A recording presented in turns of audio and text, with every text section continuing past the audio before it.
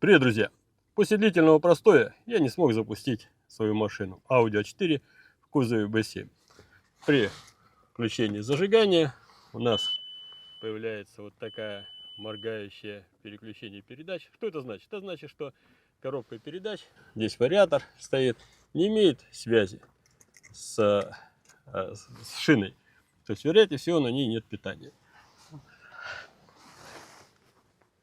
Блок управления коробкой запитывается у нас от блока управления двигателем. Поэтому сразу идем, извлекаем блок управления двигателем и ищем, в частности, вот это реле. Итак, вот у нас клемма 30.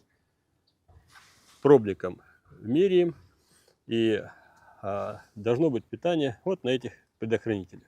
Питания нет, причем данное реле щелкает, но никаких эффекта машина не запускается. Вытаскиваем реле, с помощью спуджеров его разбираем и видим, что у нас закисло реле. Ну вот, как-то так. Сейчас мы его почистим, поставим. Ну, я уже замыкал накоротко, и все у нас работает. Вот такая может возникнуть неисправность при длительной стоянке автомобиля. Всем привет, не болейте. С вами Юрий, всем пока.